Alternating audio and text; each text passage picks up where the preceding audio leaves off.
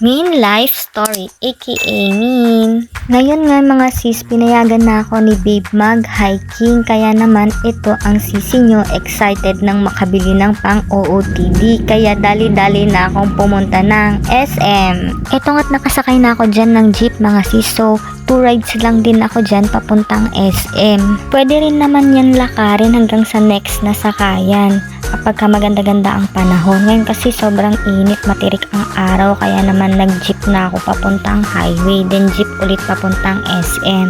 Alam nyo nga mga sis, nung panahon ng pandemic, walang ganong sasakyan. So naglalakad talaga ako mula sa tirahan ko hanggang highway. Pero malapit lang naman, wala namang 1 kilometro ang layo para makatipid na din. Kasi sobrang hirap talaga nun ng sakayan. Kasi mga sis, kung mag-tricycle tayo, may kamahalan din, tsaka mangilan-ngilan lang ang tricycle nung araw na yun. Ito pa, naranasan ko makitira kina uncle ko sa Taguig. So pagpasok ko ng maaga, tapos pag uwi ko ng galing trabaho, sobrang wala din talagang masakyan. So kailangan nating mag-sacrifice, nakikisakay tayo sa truck ng company natin para lang makauwi. Nandito na nga pala tayo sa mall guys, so kailangan na nating dumiretso ng Decathlon. Dito sa store na to guys, marami kang mabibiling murang mga gamit pang sports. Kagaya na lamang ng mga pang hiking, swimming, biking, gamit pang exercise, bodybuilder, and guys, meron din silang pang glamping dito kung bet nyo mag-glamping moment, diba? At syempre, ito na nga't nagtatry na ako ng bag dito na pang hike. Syempre, yung babagay din sa height natin, diba? Nakakaaliw lang din talagang mag-shopping dito kasi nandito na talaga yung mga gamit na pwede mong gamitin pang activities and sports. Kaya naman sabi ko kay Babe nung nagpaalam ako, pwede ba akong magpunta ng hike, sumama sa friend? Kaya naman sabi niya, pwede daw. Kaya ito na nga siya na nag-utos sa akin na pumunta ng Decathlon kasi nga dito marami ka talagang makikitang pwede mong mabili na magamit. Last nga napunta namin dito, tumingin-tingin kami ng bike kasi dapat balak namin talagang bumili ng bike para hindi na rin ako mahirapan sa pagpasok kasi ang mahal ng pamasahe.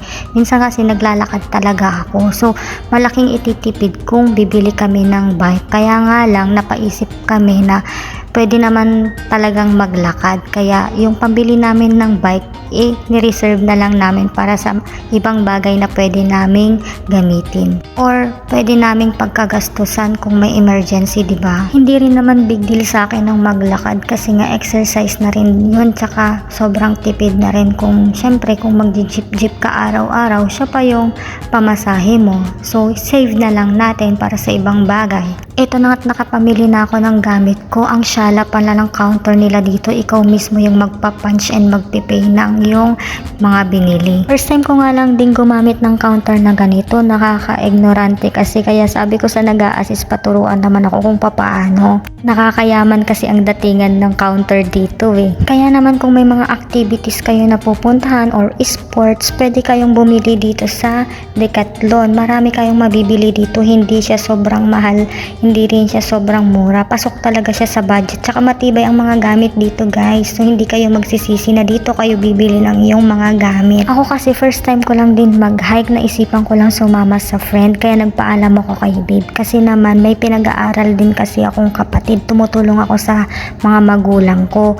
Kaya sabi ko baka pwede ko namang isingit magsama-sama sa mga activity ganito, no? Para naman maka-escape tayo sa real life. Kumbaga mind refreshing ba, diba? Extra budget ko nga lang din yung gagamitin ko dito mga sis kasi nilulook forward ko din talagang magkaroon ng mga ganitong activities. Sayang nga lang hindi ko kasama si Babe, pero hindi na balit, pagdating niya yayayain ko rin siyang. At maisingit ko nga mga sis, yung gagamitin ko rito or yung ginamit ko rito is hindi yun utang ha, budget ko talaga yon, extra money ko from my salary. Mahirap na, di ba mga sis, makita ka pa ng pinagkakautangan mo, sabihin nila shopping ka, wala pang bayad ng utang. Oops, wala akong pinatatamaan dito mga sis ha. Baka sabihin nyo, sobra naman ako magsalita. Based on reality lang talaga. Ito nga't may pahapyaw ako dyan sa start ng hiking namin. So solo joiners nga lang pala ako dyan kasi yung friend ko hindi siya natuloy kasi nga nagkaroon ng emergency. So yung mga kasama ko dyan is hindi ko sila ka-close, hindi ko sila kakilala. Kumbaga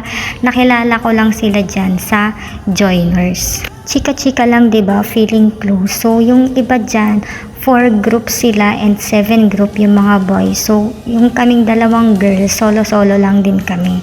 Paano ba yan mga sis? Hanggang dito na lang. See you on my next video. Thank you for watching. Don't forget to like and subscribe. Bye!